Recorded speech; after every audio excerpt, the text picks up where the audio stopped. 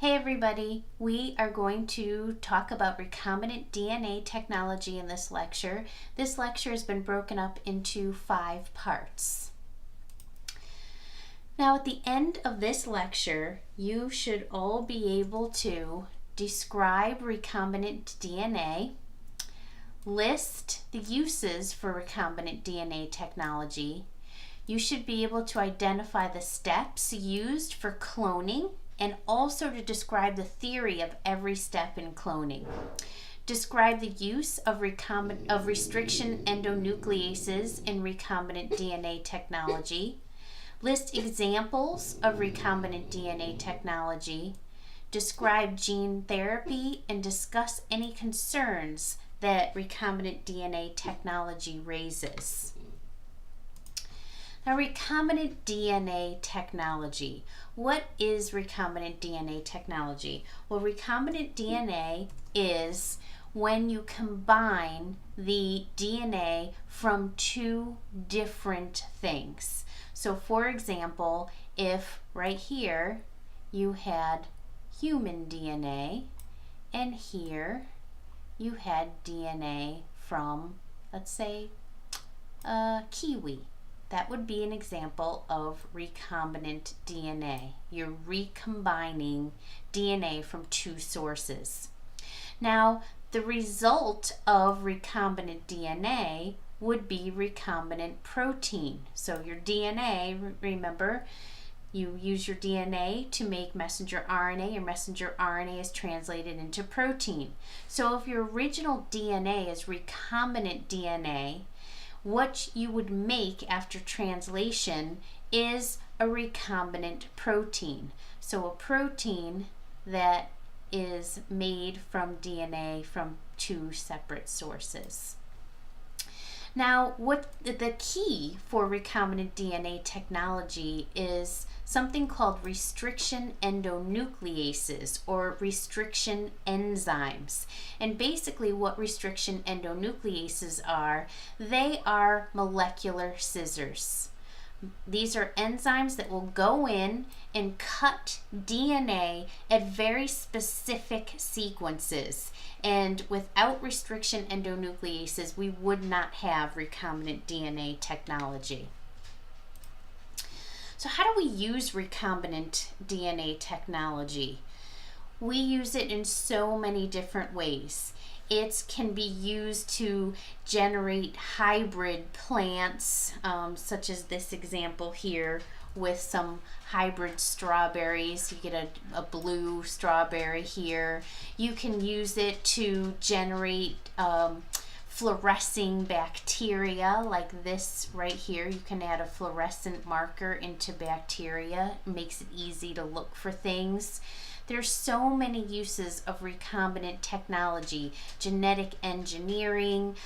A lot of our vaccines are made using recombinant DNA technology. So it is a huge and expanding field right now. And because of that, it brings in lots of money. It's a multi-billion-dollar industry. Now, we use recombinant DNA technology to do what's called cloning. And I'm sure everyone has heard of cloning. It's been in the news. Everyone's heard of the Dolly situation. So molecular cloning is when you take your recombinant DNA, your DNA from 2 different sources, you place that DNA into a vector, and there are various vectors that we're going to talk about in the next lecture. And from that vector, you place it into a quickly replicating organism in order to clone that recombinant DNA. So we'll talk about that further in the next several slides. Now, vectors, we mentioned vectors. There's many different types of vectors. Now, I'd have to say the most common vector is going to be the plasmid. That is definitely one of the more common vectors that are used. However, the bacteriophage, or phage as people call them, are also highly common. What differs in all of these vectors, we have cosmids, we have bacterial artificial chromosomes, we have YACs or yeast artificial chromosomes.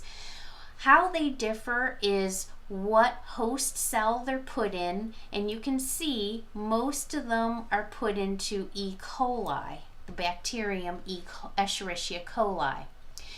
The main difference is how much DNA can they hold. So if you're trying to put a big, huge chunk of DNA and clone that, you have to make sure you choose the right vector. So in kilobases, between 0.1 and 10 kilobases can fit inside of a plasma, or can be recombined into a plasmid, 10 to 20 kilobases in a bacteriophage, 35 to 45 in a cosmid, 80 to 100 in a specific bacteriophage, the P1 bacteriophage, 50 to 300 kilobases in a bacterial artificial chromosome, 100 to 2,000 in a yeast artificial chromosome.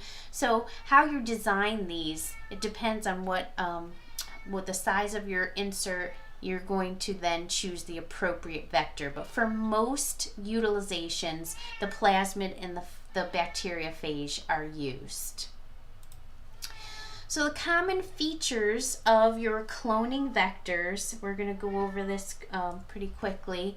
This is an example of a plasmid right here, and I said plasmids are very commonly used.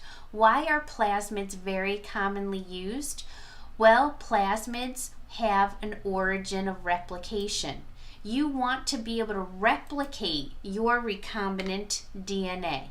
So plasmids have this origin of replication, and you would pick the appropriate plasmid that has the origin of replication that you need. So if you were using E. coli as your cloning host, you would want the origin of replication for E. coli.